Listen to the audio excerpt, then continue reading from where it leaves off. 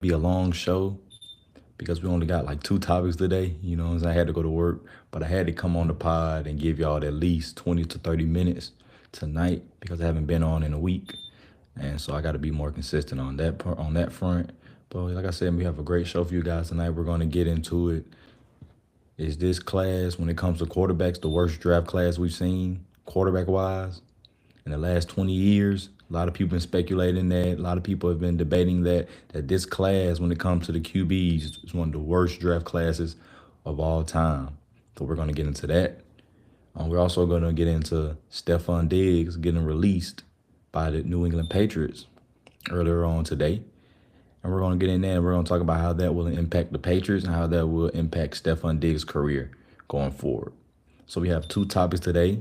We're going to run through them. I appreciate everybody that joins me discussing these two topics. And it's been a long day, y'all. Before I get started, it's been a long day. It's been a long day, long day, long day, long day. But I appreciate everybody that's been rocking with me, supporting me, watching my podcast, watching my clips, watching the shorts. Even if you agree or disagree with me, I appreciate it. And let's keep it pushing. I don't like to keep y'all waiting, but before we get started, make sure you like, share, subscribe, and enjoy the pod. First topic of the day, I don't like keeping y'all waiting. Let's get right into it. 2026 worst quarterback draft. Even though Fernando Mendoza is looked at as, you could say, people look at, you can say people look at Fernando as this overall, he's the number one overall pick. He's the number one overall prospect. Even everybody look at him as the number one quarterback, number one player in this draft. People still look at this draft as one of the worst quarterback drafts in the past 5 to 10 years. Some say 20. And I can understand that because if you look at a lot of the so-called draft gurus and draft analysts, they all only have like 2 to 1 quarterback going in the first round. So when you only have 1 to 2 quarterbacks going in the first round, I get why people saying this might be one of the worst drafts. Basically, if you look at last year, what 2 went last year. So then it's like, okay, is that is that the worst draft? Then you look at the year before, 5 went in the first round. So you can't say that's the worst draft. But people are saying this draft is one of the worst drafts they've seen in a long time, skill wise. Do I agree? To be honest with y'all, I disagree. I disagree. I don't think this draft is the worst quarterback draft.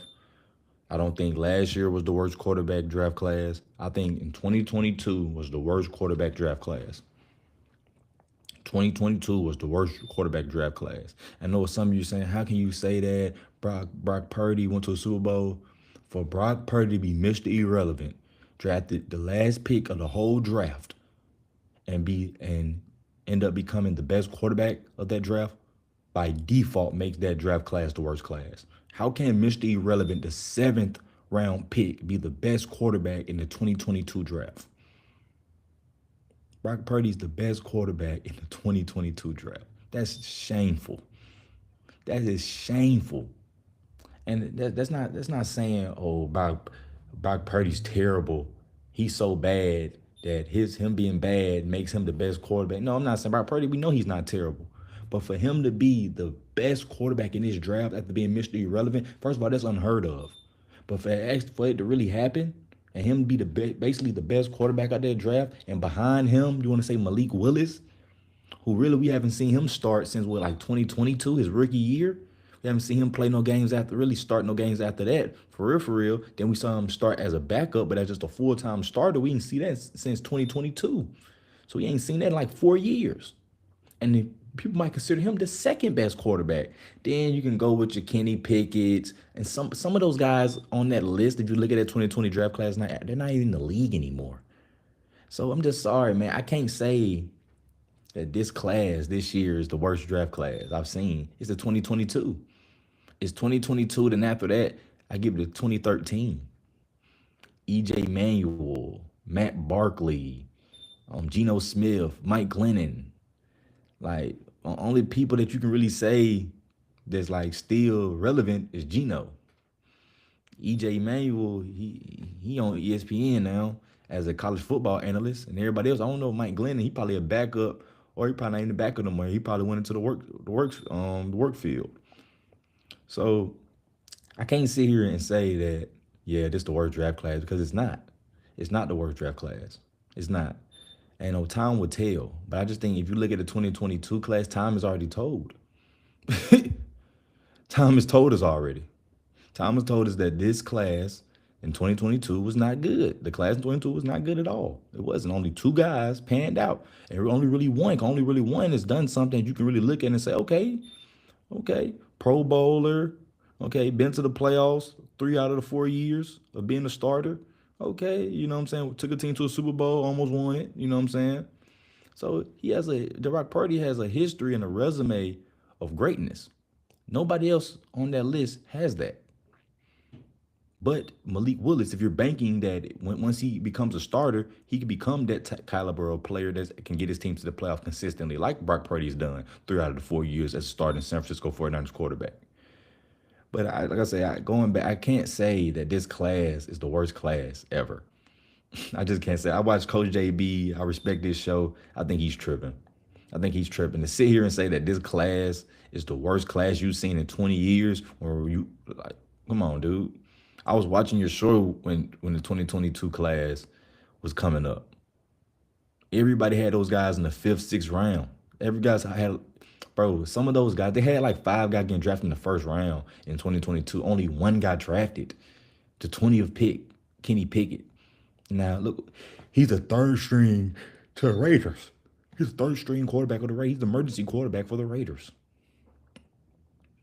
So what is he like? Come on, bro. Like like Brock Purdy starts over him. Malik Willis is going to get paid. That's the worst class. If we're talking just numbers, if we're talking accolade, what have you accomplished in a couple of years you've been in this league? You got to go with 2022 class, man. You can't just go based on paper and just say the 2026 class is the worst class because only Mendoza and Ty Simpson are only be the guys projected to go in the first round.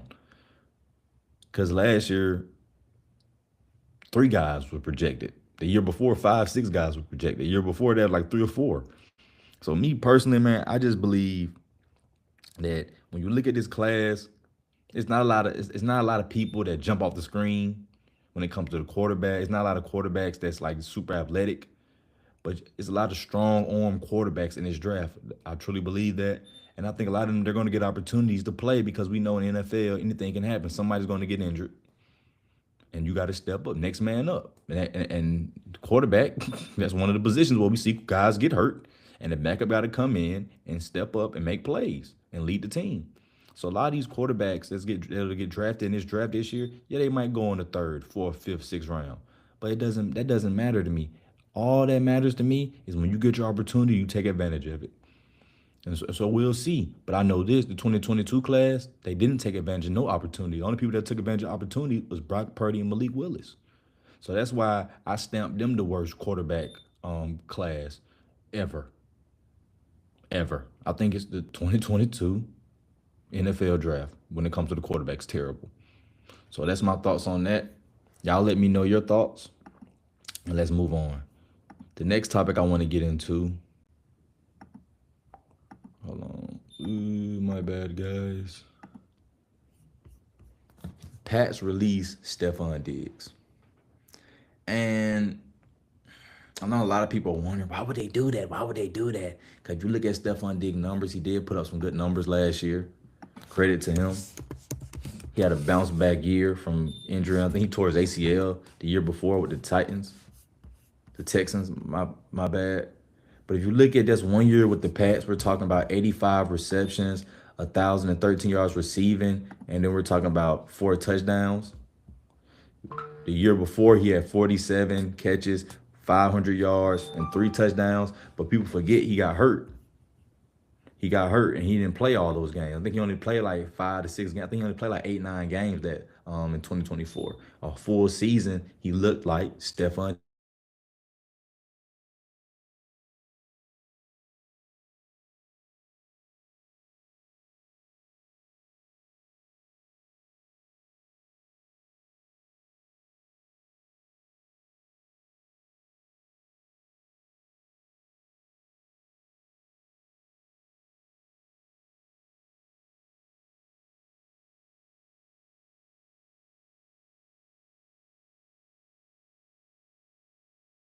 got elite. He's still an elite route runner to where he can still get open. Now he's not beating guys off the ball like he used to, but like I said, he still can beat guys with his feet, and he's still explosive getting off the ball.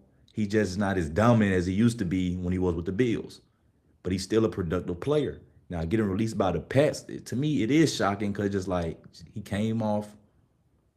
He just came. He just had 1,000 yard receiving year after tearing his ACL. People thought he was washed. He came back to prove that he still can be a two to a 1A 1B type of receiver. So why would you release him if you're the Pats?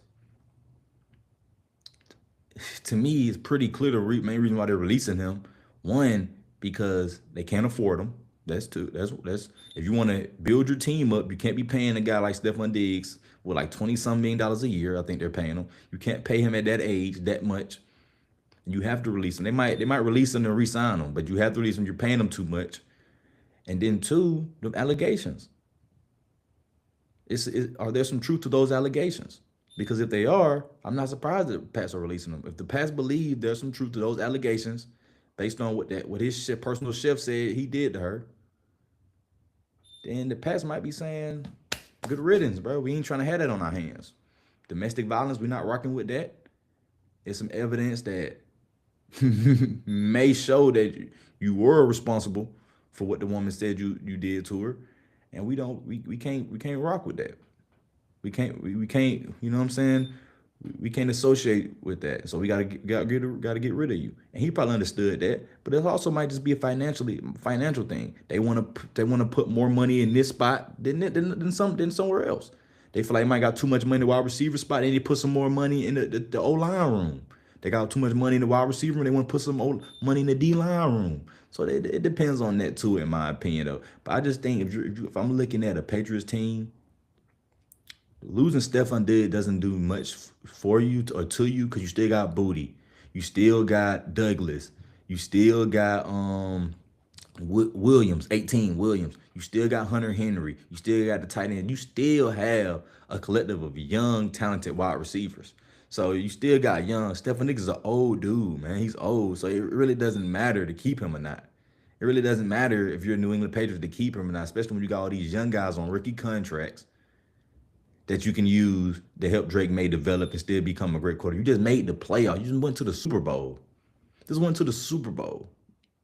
So you're very confident that you can get rid of Stefon Diggs, and now one of your young bulls that was on the team that got to the Super Bowl will take that next step up. That could be Williams, that could be Douglas, or that can be Booty going from, in my opinion, a good wide receiver to a Pro Bowl wide receiver.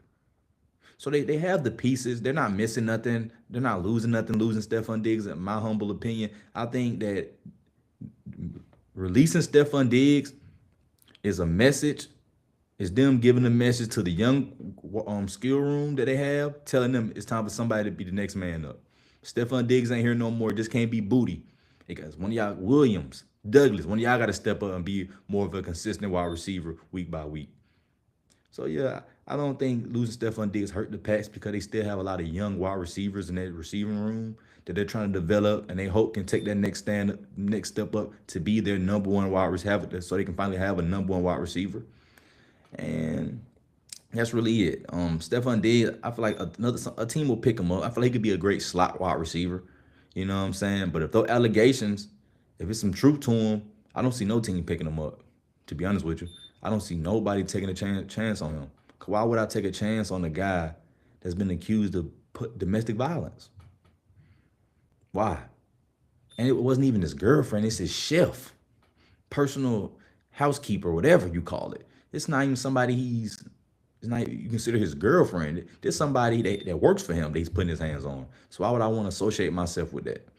Why would I want my team associating themselves with that?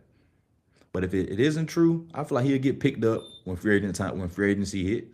He'll get picked up. Somebody take a chance on him. Cause like I say, he still can run great routes. He still can get a little bit of separation. He's explosive, but he's not as explosive as he was when he was with the Bills. But he's still a good enough. He can be a number 2 or 3 on the team, be productive and make plays and help you win. So, like I said, it's not Stephon Diggs.